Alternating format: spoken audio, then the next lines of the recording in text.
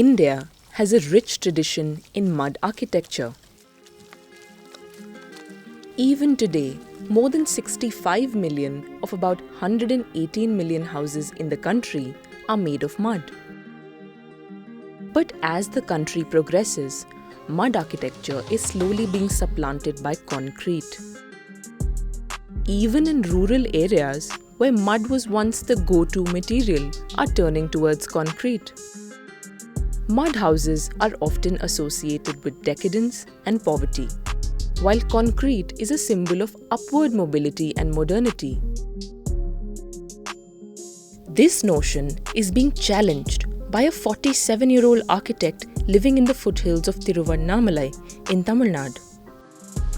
His organization named Thannal has now become a sanctuary for preserving these mud techniques and a seminary for architects to come and learn this art.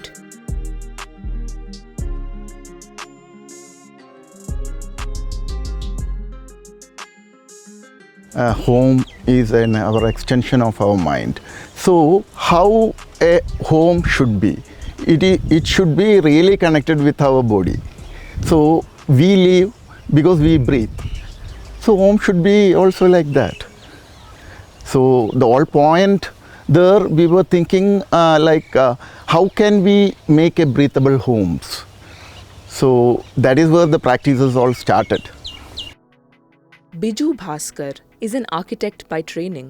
The first 10 years of his career saw him handling commercial projects. But that was not his calling. He left this commercial space and instead sought out to learn traditional architecture through art. So I started seeing different villages where once I really got hooked in Khajuraho, which I had a chance to meet my master sculptor. He was a tribal sculptor, which I started learning from him. I started seeing people working with mud there in the village. So a couple used to make a home with their own kids. Kids will come and help them and they will do their own home with mud. This I never seen in any universities. So that was the first part. I started realizing a home can be made using mud. Biju was fascinated by the diversity of techniques using mud and was determined to learn more about them and to bring back these indigenous techniques and materials into the limelight. In 2011, Biju founded Thannal, a natural building awareness group along with his wife, Sindhu Bhaskar. He then travelled extensively to the most rural parts of India with his family to find, learn and document these ancient architectural techniques.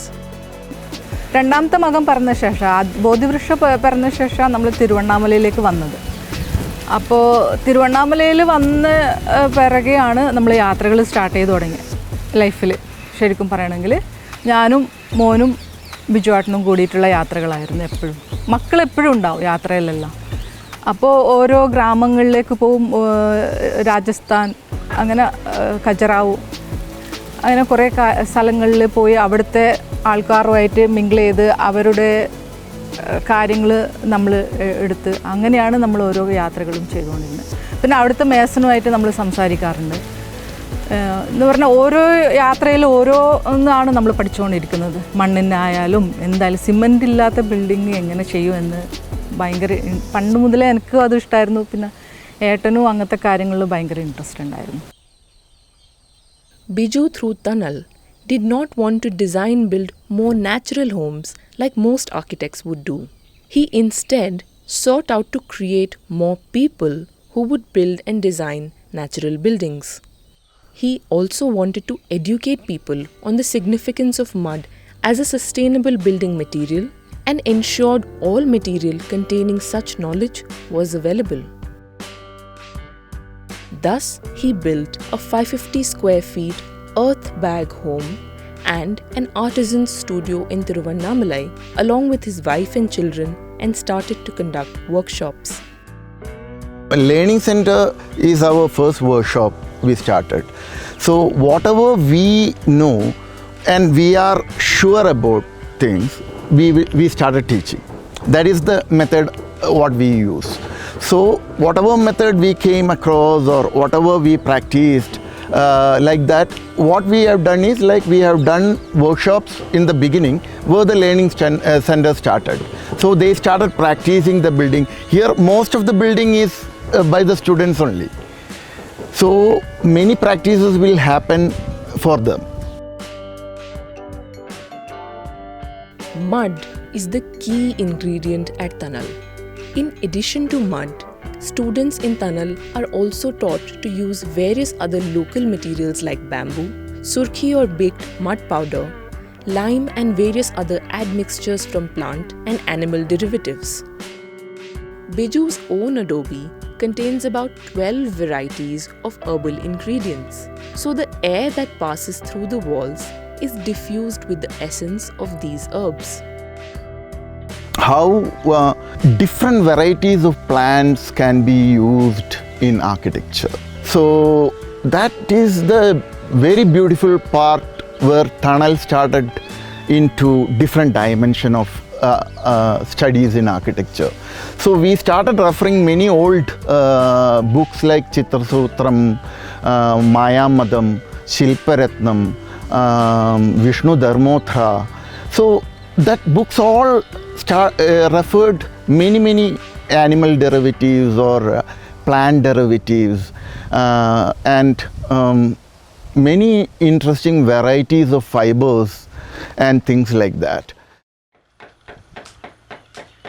Documentation is a key aspect in preserving dying construction techniques. Take for example the simple yet elegant wall plastering techniques like tapi, araish and lohi from Rajasthan. There are very few takers of plasters now, and even fewer people who know how to do these techniques. For Thannal, these, along with other techniques from India, had to be documented through books and visuals so that anybody could avail them. So, documentation is a very core part of Thannal's work here. That is majorly because many of the techniques are getting lost, or people are just not aware about such methods exist. For example, the traditional method of plastering from Rajasthan, or traditional roofing systems from Rajasthan or from Tamil Nadu, or the flat mud roof from Kerala. So all these roofing systems or the plastering method, people are not aware about it. So the documentations help people identify what techniques are there nearby. It also helps to preserve these methods and take them ahead. Today, we are starting to see a large population of Indian youth migrating back to the villages.